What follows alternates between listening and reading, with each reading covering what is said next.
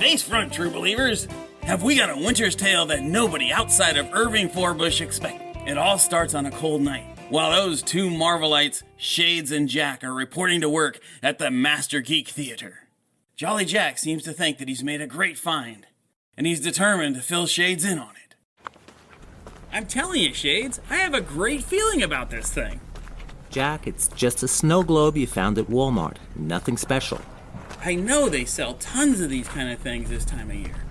But I'm telling you, Shades, this one was calling to me. What was calling to you was the fact that it was 50% off.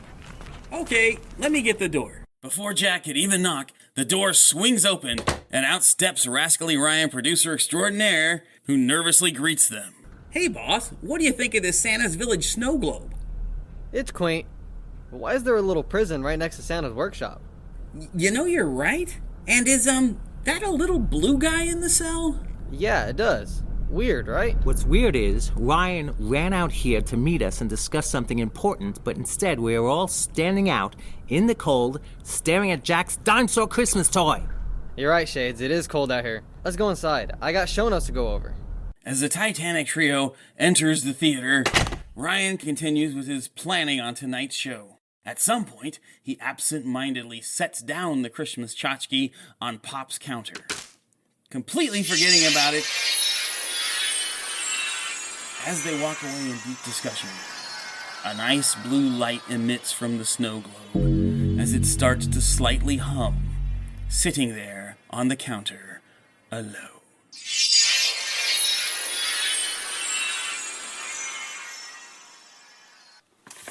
Kindly old Minerva Miniver has contentedly cleaned this theater for going on 20 years.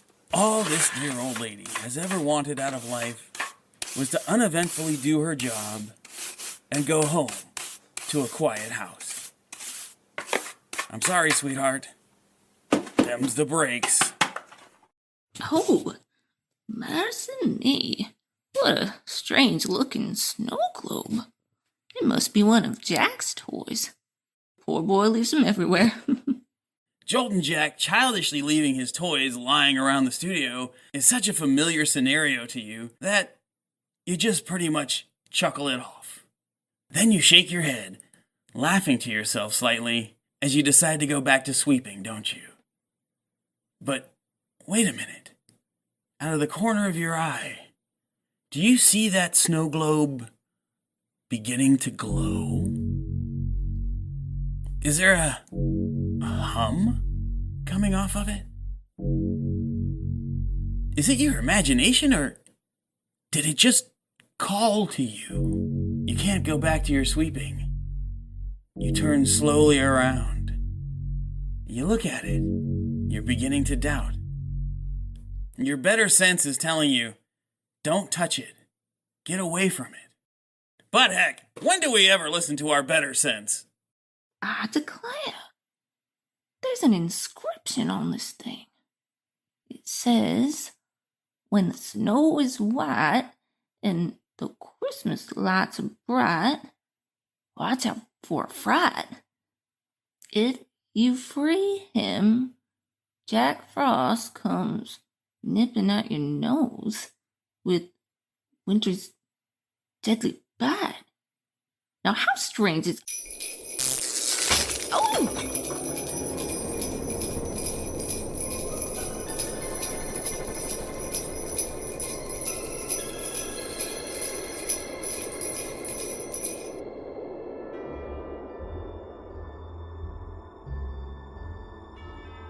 You're terrified as the snow globe almost shatters in your hands.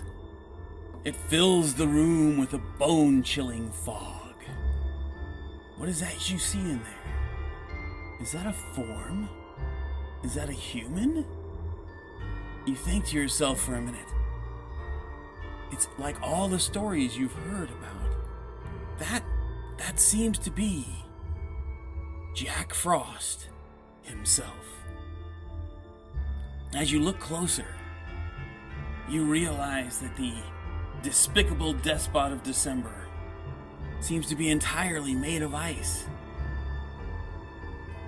You're shocked that from the end of his pointed nose To the end of his pointed chin hang icicles. Even that three-piece casual business suit seems to be made of ice. The hair on top of his head stands straight up, like stalagmites on a frozen cave floor. But the thing that you find most intimidating is the piercing red eyes that seem to stare into your immortal soul. You're trying to back out, looking for a way of escape, when Jack Frost says, Where am I? Who are you? I'm Mrs. Minerva. I've been cleaning this theater for going on, 20 years now. Theater, you say? Then we are not alone here. I should say not. There's Ron, the producer, very successful young man, a real go-getter if you ask me. The very rich and eccentric Lord Horace Highborn, that mostly frustrated young man Shades. The reason for his frustration, Jack, nice guy, but there's something odd about him. Also the brilliant Professor Veritas. I swear that man can figure out any problem you give him. An MC, well... Enough! Oh! You're giving me a headache. Looks like I need to find this Professor Veritas.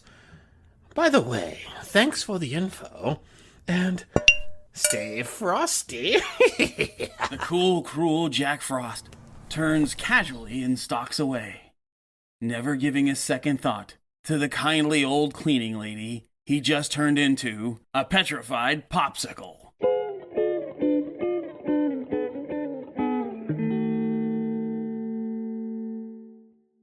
After being freed from his snow-glow prison, the cold-hearted crime lord of the crackling ice wanders the studio, musing to himself.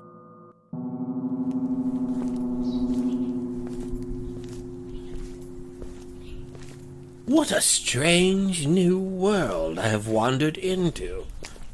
The technology is far beyond anything we had before.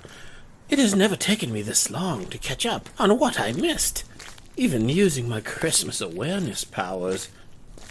I have to find a way to export this era's wonders, to take back what is mine by divine right. That looks like some kind of command center, with an odd-looking, long-haired, bearded man working the controls. Something tells me to check this out. Always one to instantaneously indulge his every whim, the inconsiderate Iceman abruptly bursts into the sound booth unannounced. Hey, you can't come in here, man. I'm working, and you're harshing my vibe. My deepest apologies to your vibe. This place is ablaze with flashing lights and whirring sounds. Pray tell me where I am. Oh, I get it. Ha ha! You're one of those method actors, right, dude? Yeah. Hey, you must be playing Jack Frost in that upcoming Christmas show, right? You're quick for a human. I've been in this game so long, nothing gets by me. Since Jack Frost is really old, can you explain this place to me, bro? Sure, this is where the magic happens. We record the show here and then beam it around the world. Around the world, you say? Here, I'll show you, man. Let's run the Fantastic Four report. Like this.